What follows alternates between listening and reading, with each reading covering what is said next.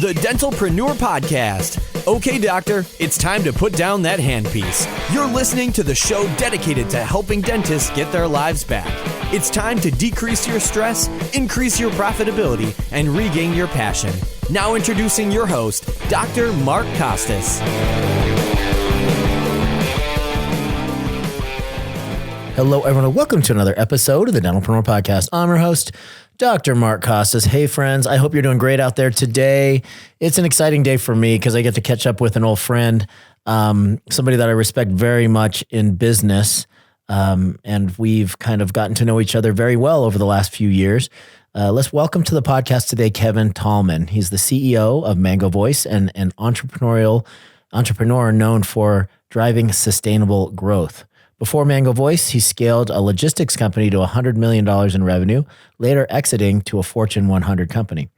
In 2017, Kevin invested in Mango Voice, helping position it as a leading communications platform for dental practices. He also serves on multiple tech boards, offering expertise in scaling businesses, strategic planning, and market analysis. Outside of work, Kevin enjoys time with his wife and 4 children and playing golf. Kevin, what's up, dude? Good to see you, my friend. Mark, always good to see you. And it was good catching up just a minute before we did this, and glad to hear all the amazing things you're working on. It's exciting. Well, thanks, man. The big thing that we didn't even touch on that in our pre-chat that I'm super excited about is Smile Outreach International really has really accomplished more than I ever thought it would in this calendar year. We've been to Tanzania, Dominican Republic, just got back from Fiji. And then last weekend, we were in Mexico looking for a permanent site for a dental clinic that we want to put there. And we found it. We're gonna construct it. And it's going to be a different type of mission facility in that it's going to be full service. People will literally be able to say, hey, I want to take my associate and my entire team to your facility. We'll set up all the patients for them. It's completely free of charge. All they have to do is show up and provide service to the patients that we have lined up. There'll be a full-time clinic facilitator, and we'll have local dentists that will be able to handle the pre-op and post-op there. So totally different thing. What I don't like about certain mission trips, Kevin, is that you go in and you do a bunch of really amazing work. You help the handful of people that you get to see while you're there, and then you disappear into the ether, maybe forever, or maybe for another mission group to come in a year later or a couple of years later. So you kind of disrupt the community a little bit, give them kind of false hope that this is going to be an ongoing thing, and a lot of times it's not. So we wanted to change things just a little bit and make these clinics sustainable so that it's really impacting these communities for a lifetime. So that's what we're working on. I'm more excited about that than anything else right now. That's incredible, right? And I think the more you grow in business, the more success you have, you realize it's about helping others. And that's, I think, where true legacy is. So that's amazing to hear. Well, thanks, man. Thanks, man. You make a really big difference in a lot of people's lives, but I would love to start with kind of your background in business in general. You and I have gotten bits and pieces of, walking through convention hallways. And that's really kind of the extent of our friendship is we're road warriors. We see each other often on the road at different conferences, and we've had lunch together and sat down and had coffee. And but I would love to have you share with me and the audience kind of your background in business and how you got started and how you scaled the previous business, what the exit felt like. We'll start there and then we'll transition over to Mango Voice. Yeah, I think a lot of people have this story, Mark, where they grow up and they say, I dreamed about being an entrepreneur. And that was not me. I had really zero desire. In high school, the only thing I cared about was sports. And after high school, I served a mission. Mm-hmm. That really changed my perspective on life. All of a sudden, I went from a very selfish mentality to a very unselfish, kind of like what you talked about. And when you stop thinking about yourself, it changes your perspective on life. And so I went through probably like a 5 or 6 year period in my early 20s where I had to really think about like, who am I? sports, I think, defines us in a lot of ways when we're really into it. Yeah. I had to figure out who I was outside of that. And, just kind of, I would just say wandered really. And then I got married and my wife kind of kicked me in the butt and, sat me down one day and she just said, "Hey, listen, I don't care what you do, but let's get a game plan together." And I hadn't really, to be honest, I hadn't thought up to that point of like, what's my game plan? So I went back to school to finish my degree when I was older. I was 27 and, my wife was studying accounting. So my wife's, she's 6.5 years younger than me. And so she was finishing up her degree.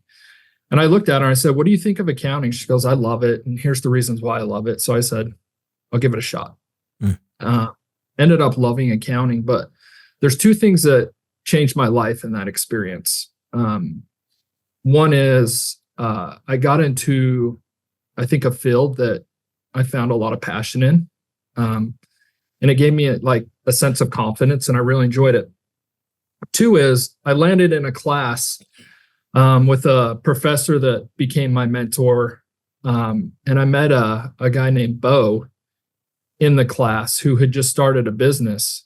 And we hit it off. And he said, "Hey, can you do my books for me? Can you help me with my accounting?" And I said, "Sure, I'll help you." And so I got into his books and I saw the revenue he's generating. And so I called him out. I said, "There's no way you're doing this."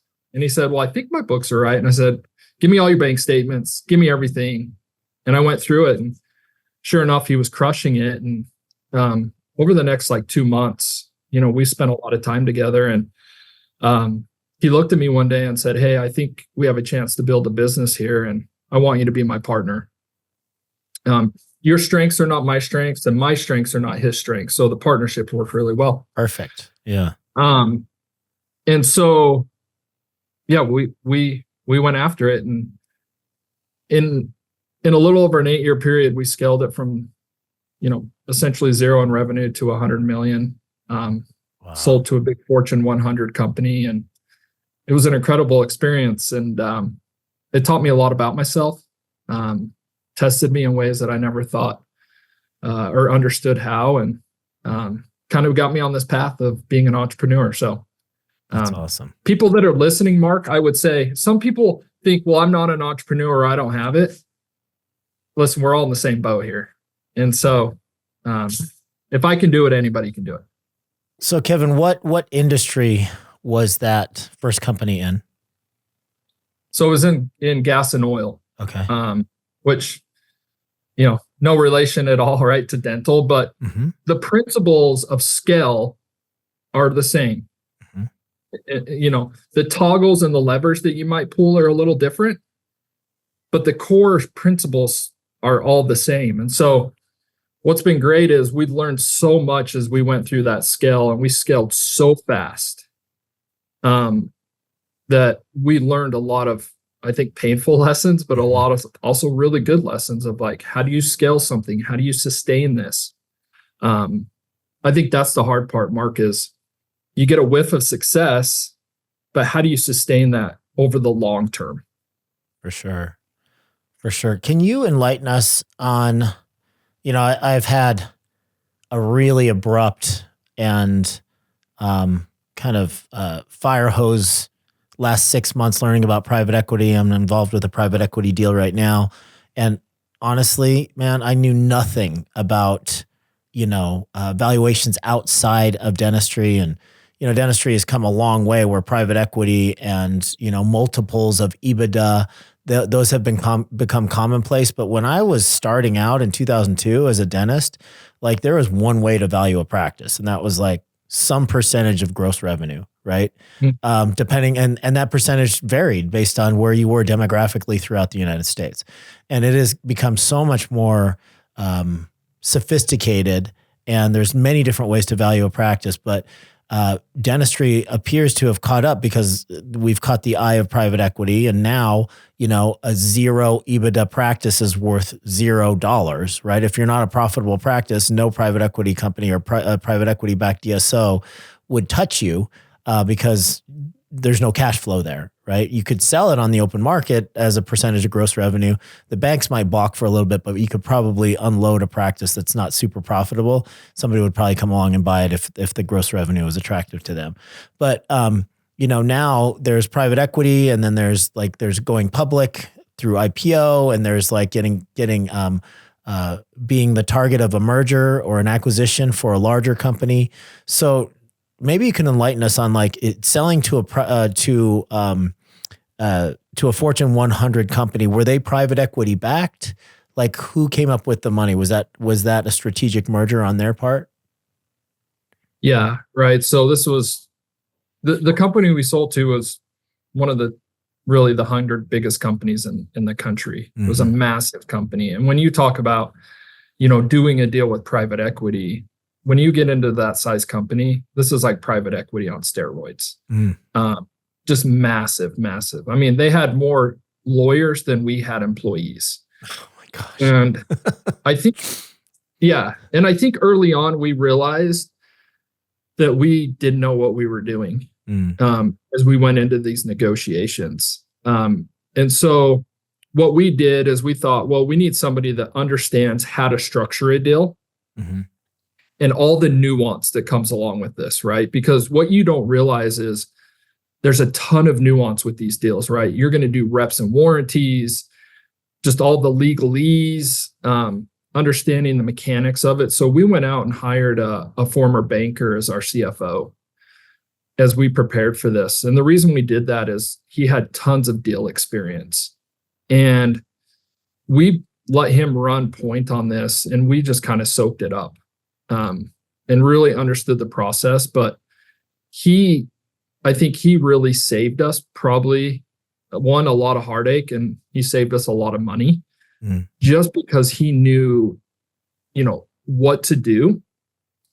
And when you're negotiating with someone like that, if they have someone on the other side of the table that they knows what they're doing, it's going to be a lot better process because they know they can't take advantage of you.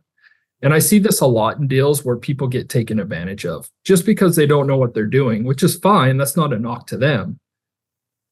Surround yourself with people that know what they're doing, because it'll help you as you go through these processes. And these are life-changing events, right? This is potentially life-changing money. And you want to make sure that you structure that the right way. And so I think that's probably one of the smartest things we did, was hiring him on and just letting him lead that process and really kind of stepping back and learning and understanding what it takes to get a deal done and all the legalese and the structure and everything that goes around that. Yeah. Well, congratulations on getting that done. You and I were talking off air about, how precarious these deals can be. I've already had a big deal, probably a couple in my life that have fallen apart during the like, I guess you would consider the home stretch. The ball feels like it's on the 5-yard line when in actuality it was probably on the 45-yard line. But deals do fall apart more often than they close.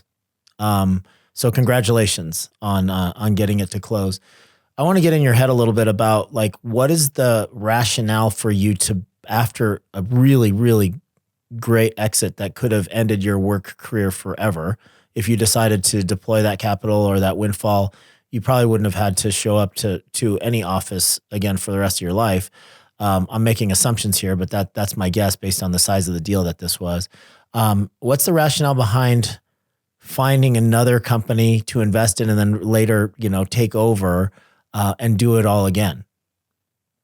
Yeah, I think this was another big learning thing for me. So we got that deal done, and I took about 6 months off. Mm-hmm. And the idea with doing that was you have to decompress after something like that, because you know this, and people listening to this podcast will know this. Building a business drains you in ways that you just can't comprehend. I don't care if it's physically, emotionally, mentally, spiritually. It will just take it. I just think it takes your heart, throws it on the ground, stomps it. It's just horrific. And so took 6 months. And I remember I told my wife, I said, Courtney, if I come to you and tell you that I'm going to build another business, I want you to throat punch me and just remind me. And she's like, okay. The first 3 or 4 months are really nice, Mark.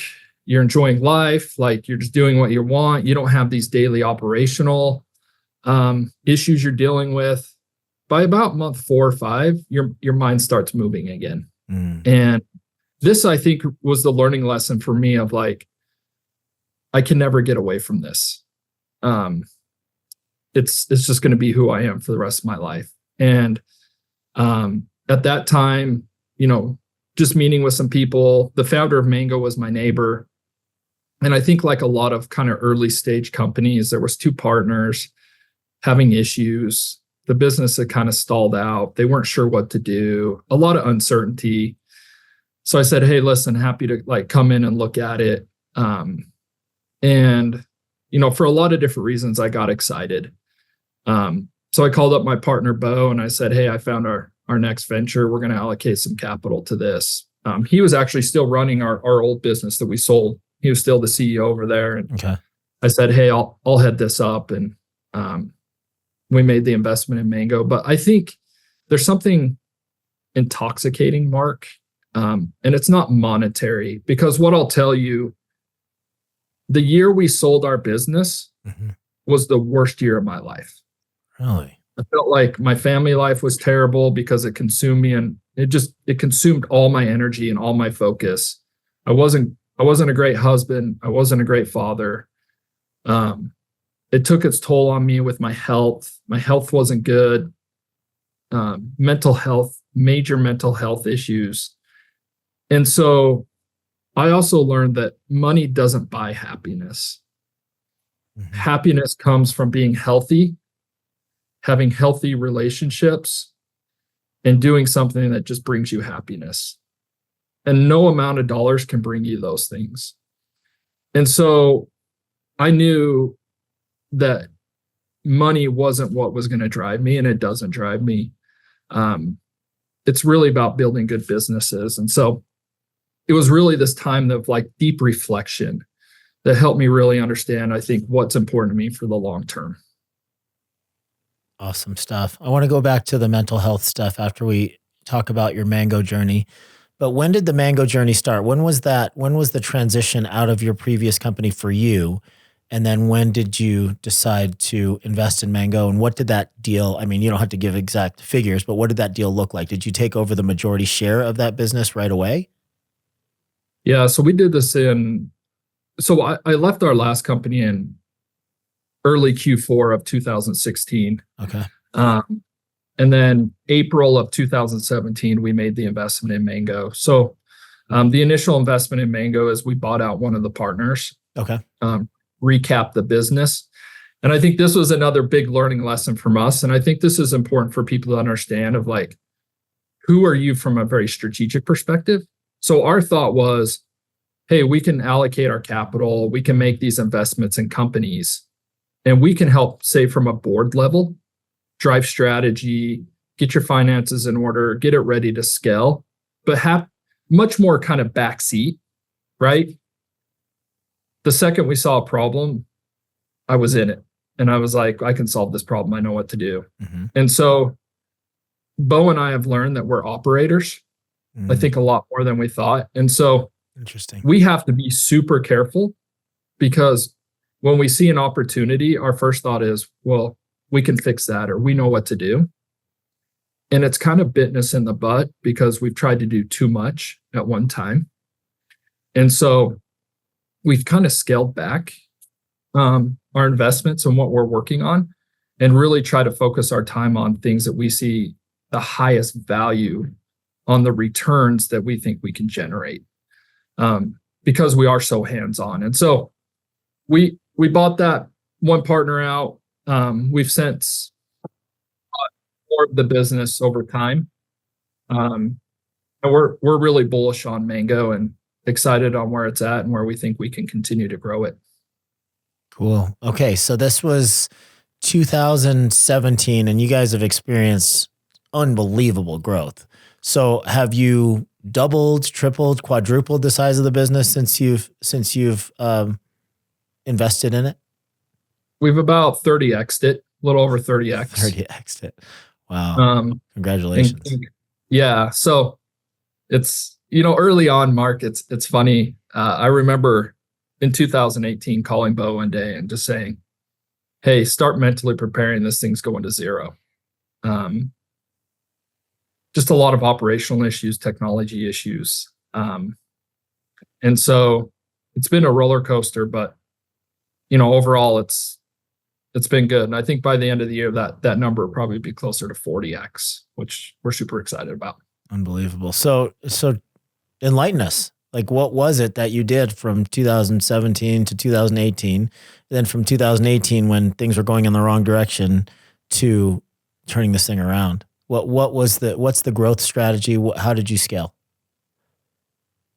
Yeah. So, I mean, early on, right, a big part, at least in my opinion, of building a business is you got to get a few core things right. One is you've got to build the right kind of culture. Who are we going to be? Mm-hmm. And then you've got to go attract the right people and get them on the bus. If you can get the right people on the bus with the right culture, amazing things happen. And you see this everywhere in the world. You look at the top performing sports teams, what makes them unique? They have a great culture and everybody's bought into it and they get the right people in the right positions. And magic just happens, right? And that's a struggle. That doesn't happen overnight. That takes time. Mm-hmm. Indeed. I think too, getting very clear on what our strategy is. I see this so much, Mark, from young entrepreneurs and people that are maybe in the midst of building a business. One of the first questions I always ask them is, what are you trying to accomplish? And I would say 9 times out of 10, they can't answer that question. And my response to them is, how do you know where you're going to get if you don't know where you're going? Mm-hmm. And so just getting very clear on who Mango is going to be. I think one of the unique things about us is we are focused on the dental community. And we knew early on that we were going to be the solution for dentists. And we turned down business outside of dentistry because we were focused on dentistry. And so really getting very clear on who we are, what we're going to accomplish, and how we're going to do that. And, just continuing to push forward. Some days suck, but you just got to have the grit and fortitude to just kind of grind through that, knowing that, hey, if we execute, we can get to where we want to go. What does your team look like from a leadership team perspective? You can just kind of mention that you don't have to give names, but the spots on the organizational chart and how many total people work for you now? Yeah. So I want to say I should know this number off the top of my head. I never quite know it. It's around 70. Okay. But I'm also a big believer in do more with less, mm-hmm. Meaning how can we get, what's maximum efficiency look like? And I think if you looked at probably most companies that are in our space, they have these big titles in the company. We don't. I'm very ingrained in all the teams. It's not that I do everything, but I know pretty much what's going on everywhere at Mango. Mm-hmm. I've got about 7 direct reports to me. Those people lead their teams. I try to cut out, I think once you get kind of like that middle layer within an organization, mm-hmm. That's when you're in trouble. Mm-hmm. And so really trying to keep it as flat and as efficient as possible, I think it's been another big reason why we've been able to be successful. So what is the main mechanism for new client acquisition for you guys? Is that hitting the road and or do you have an outside sales team? What does that look like? How do you acquire new customers? Yeah, I mean, really the way that Mango's been built is through partnerships. Those come in a variety of ways. One is software integration. So if you look at pretty much any software in dental, we're integrated with and have a relationship with. Mm-hmm. A lot of, KOLs, influencers.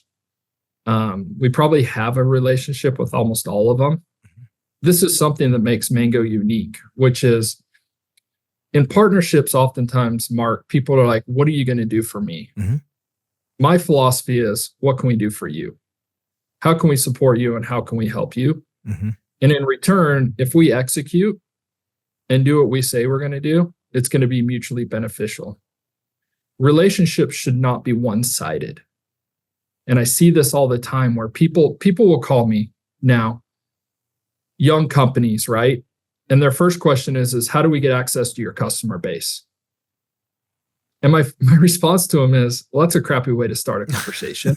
Like, my God, who starts a conversation like that? You know what I mean? Yeah. But we live in this world where people are like, me. Mm-hmm. And what we try to do at Mango is, how can we support the community? How can we be good partners? And I would say that people love working with us because we're easy to work with. We're trustworthy. We do what we say. We own our. And at the end of the day, just like a dental office that's successful, they put the patient first. And that's really what we try to do every day, which is put our customers and our partners first. Got it. Awesome. So, I mean, I guess you could almost call what you do kind of a commodity, I guess. Totally. And you can actually argue that for a lot of things, right? I mean, there's DSOs out there that try to turn dentistry into a commodity, just like electric and water and power, like a commodity, just that simple. But we all know that there's nuance to everything. And there's reasons why people select different companies over others, even if it's considered a commodity. So how would you separate yourself as far as radical differentiators in a cluttered marketplace that many people would just consider a benign choice, with little differentiation between companies? I think this is such a fascinating question because your question is spot on. And you say, what differentiates Mango from everybody else? Mm-hmm. The number one answer is the customer experience. That is the differentiator. What happens when a customer comes to us versus someone else? And the best way to explain this, Mark, is, when was the last time you were excited to call Verizon? I don't think I've ever called them. Experience, right? You didn't even have to say 0 it. times. I saw it in your face. Terrible. Yeah. And I use Verizon, and I'm not a fan. Okay. So I'm not a fan. You know, when you call Verizon, you probably got to go do some yoga, maybe meditate, and then block the next hour of your life out. Yeah, it's true. Right? Versus when you call Mango, our average answer rate to our phones is 1:30. We're going to get you in, we're going to get you out, get you taken care of.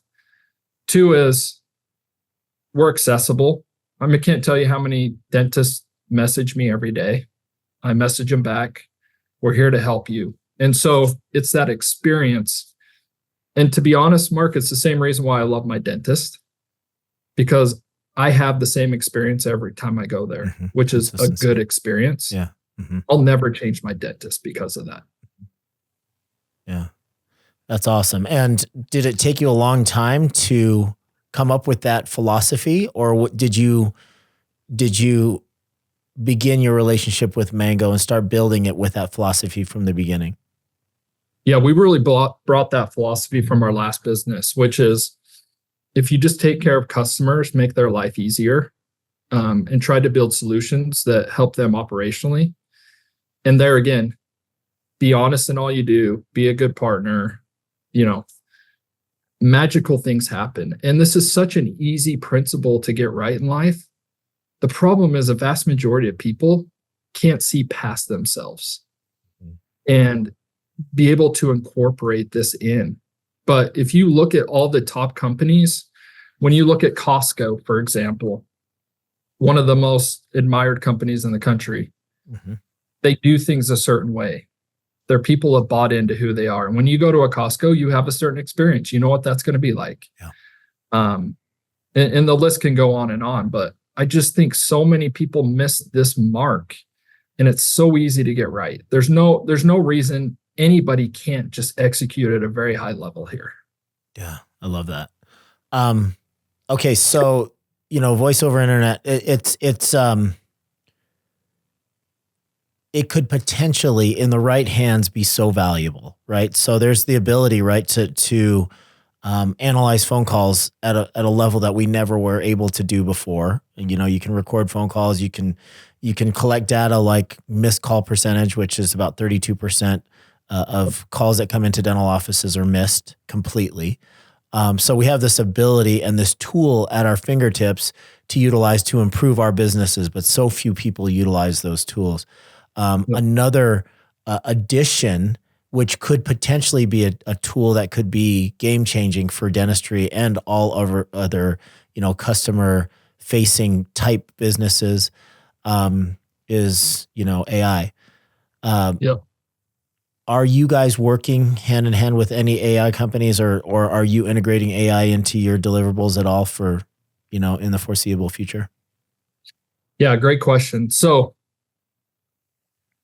I'll give you a long answer to that. Try not to be too long, but I think originally when AI came out, to me, I'm always skeptical of hype cycles, right? So a few years ago, before AI, it was crypto. Before that, it was blockchain. Before that, it was Web 3.0. In the 90s, it was enterprise software is going to revolutionize the world. There's been very few. If you think about, in this context, think about what Google has done in the last 20 years from like a feature perspective. You can't really think of any, right? They rolled out these initial features and they're incredible, don't get me wrong. But they really haven't done anything like earth-shattering, maybe since the early 2000s. And so in my mind, it's like, what's the hype cycle we're in? I think I'm starting to buy into the potential benefit of these technologies. And what makes Mango really unique, Mark, is the one thing you need for these technologies to work really well is you need data. Exactly. And we're sitting on well over a billion dental calls that we have in our database. Wow. And so we've been doing work in this area. I am careful, and I always tell dentists this, that you have to be really, really thoughtful on the technology that you're implementing in your dental practice. Because the moment you turn a patient interaction over to a machine, you better have a high level of confidence in that interaction. Because those interactions will drive the most value in your practice. And I think people get really excited and they're like, well, I'm implementing this AI tool. And when you talk through it with them, they have no idea what that experience is like. They don't know what it's telling them. They don't know really what's happening. And so I think we need to be just maybe slow down and be a little more thoughtful on how we do this.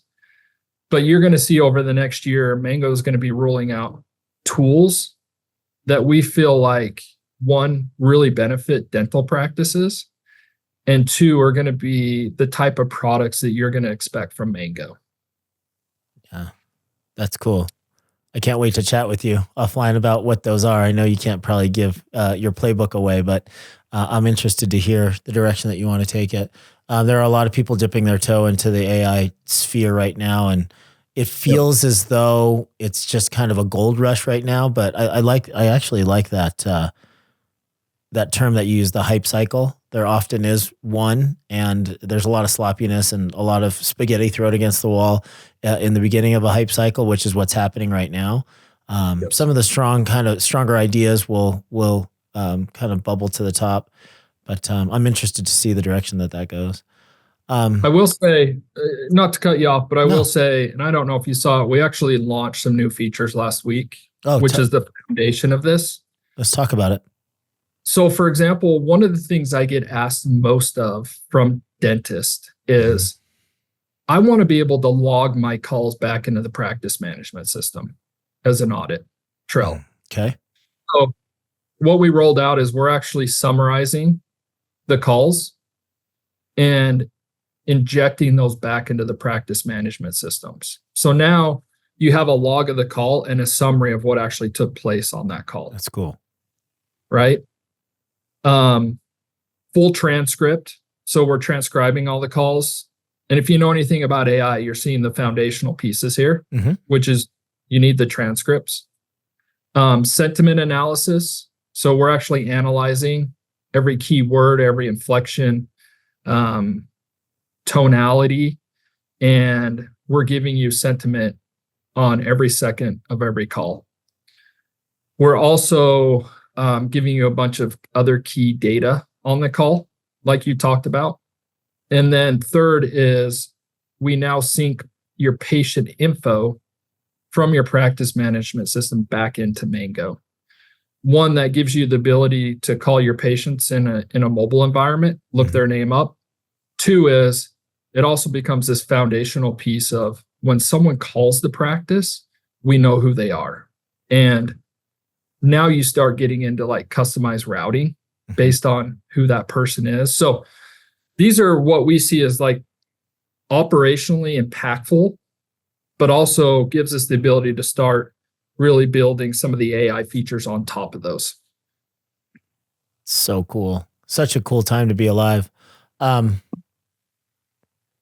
I'm going to make a hard right turn here. I wanted to talk about your involvement with DSN. You've been a really great, incredible partner with us in a not so traditional way. So we recognized several years ago that mental health is a significant issue inside dentistry, and it is just in the world in general. Unfortunately, with the abundance that we have here in the United States, it doesn't track that we are happier in any way than any other country. In fact, we're pretty far down on the happiness index in comparison to many countries that are much less wealthy than we are per capita. So in an effort to do our part, DSN, which has, a relatively sizable population inside it of licensed dentists, we decided that we were going to partner up with Talkspace, which is online therapy, online psychiatric visits, et cetera. And you immediately raised your hand and said, I'd like to participate in this in some way.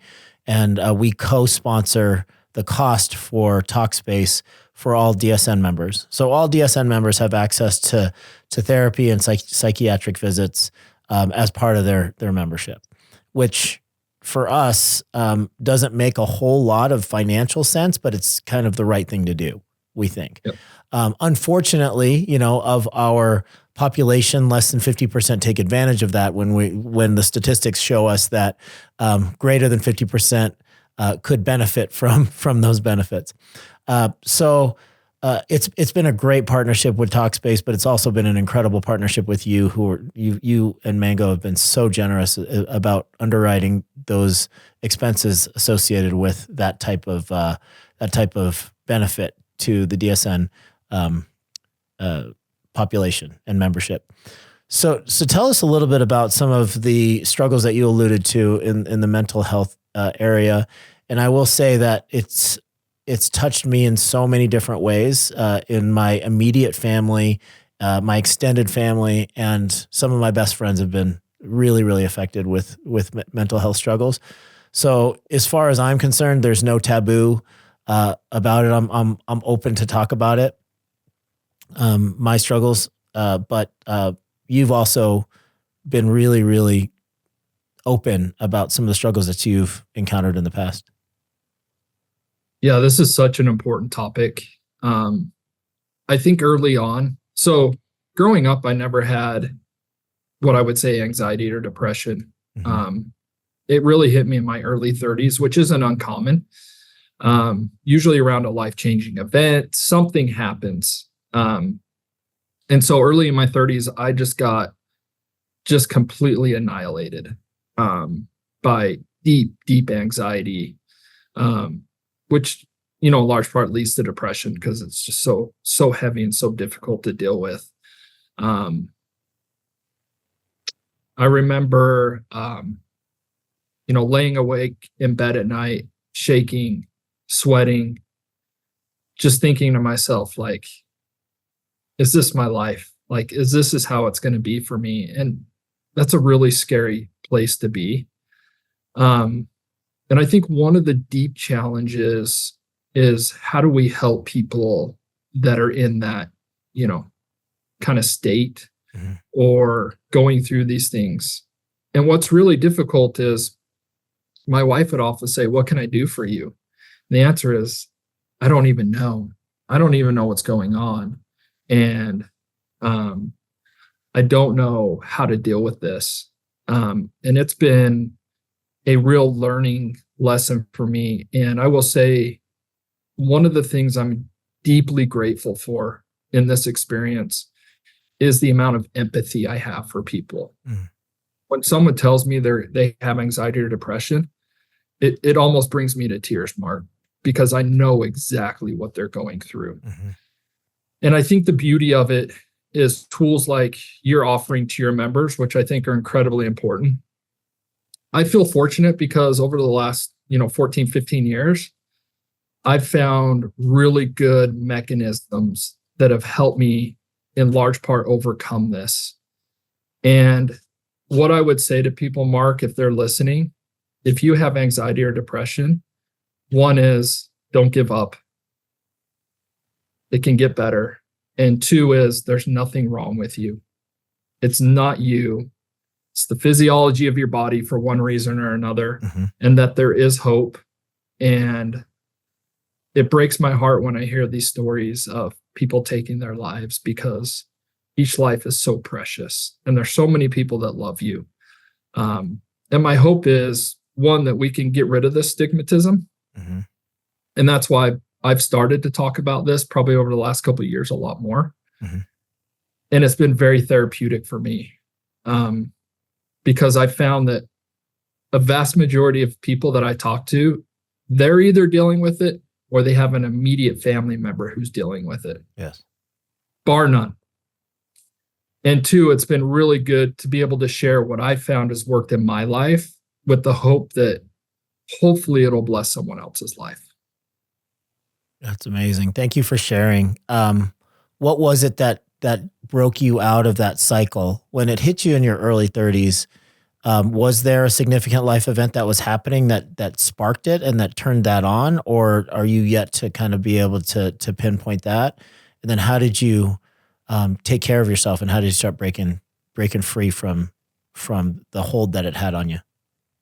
Yeah, so I think it was a couple things changed my life. I got married. We had two kids like almost immediately. They're 15 months apart. Having a kid just changes your perspective in great ways, but it also adds a lot of stress and I think anxiety to me, like just worry. For sure. And then two, right, we're trying to scale this business really, really quickly. And so I think it was a culmination of all these things just hitting me. And for one reason or another, I don't fully understand it. My physiology did not like that. And I developed these things. And looking back, Mark, I think if I would have known what I know today, I probably could have reduced some of that exposure. And what I mean by that is, so I'll just be fully transparent. I went to the doctor. I tried antidepressants. For me, and this is just my experience, they made me suicidal. Wow. They really messed me up even more. Oh my God. And so you're now taking, anxiety and depression, and you're adding complexity upon it, because now you're having these weird thoughts, right, that I never had before. And so it just didn't work for me, and it made it worse. And what's helped me is I've got turned on to some people who talk a lot about this from a very physiological perspective, meaning what really causes anxiety. And for me, what I found, so you can do a test, you can do a gene test, and it'll tell you what gene mutations you have. And some of the gene mutations we have just don't allow us to, say, methylate certain vitamins. So if I put a V vitamin in my body and it's not methylated, my body can't use it. B vitamins are fundamental to reducing anxiety and depression. Oh, man. Okay. So I've gotten on it blew my mind because I didn't think it was going to work. I got on a really, really good methylated multivitamin, and almost all my depression and anxiety is gone. Wow. It still comes back a little bit. 2 is I got rid of caffeine in my body. It just was wearing me out, making me feel crappy, and I just kind of in this cycle. 2 is 3 is I've started taking how I eat very seriously and what I put in my body. So I eat a very kind of keto-based diet, high in fats, high in protein, try to limit carbs. I don't eat candy. I don't eat, I'll eat natural sugars, but really like try to stick tight to this. And 2 is I've just made exercise has always been a part of my life, but I've made it a real focus of my life. Getting out, moving, whether that's running, lifting weights, those things have just been transformational to me. And so I think like starting, I would recommend everybody goes and gets a gene mutation test. You can get these, they're $500 or $600, and it'll tell you what potential issues you have because of those gene mutations. And then if you put the supplements in, our bodies are incredible, Mark. And I believe God made us a certain way to work. And if we just put the right minerals in, it really helps. And the last thing I've done, which I don't think we talk a lot about, but I think it is a crisis, especially for the younger generation, is really reduce my screen time. Not being in like this scrolling, always have to be turned on, but really try to like disconnect from the technology. And that has been a game changer for me. So I don't put my phone by my bed. If I miss a message, I miss a message. Life goes on. But those things have really just been transformational for me. That's great. Thank you so much for sharing. That's it makes me optimistic. It does. But also a cautionary tale, especially about pharmaceuticals and how they can kind of nudge you in the wrong direction, if not push you wholeheartedly in the wrong direction. Wow, what a great testimony. So I'm all about methylated multivitamins and vitamins just in general. Micronutrients are really, really important. I've gotten that genetic test, and it did highlight some things that I was deficient in as far as vitamins and minerals. So I highly recommend that as well. But I mean, if there's one thing above all, I think that every expert would agree, that's physical activity. And you're kind of a big proponent of that. If you don't know where to start, get in better shape, get outside. I mean, if you have to start by walking to the mailbox, start by walking to the mailbox, get out into the sun, walk around the block. It helps so much.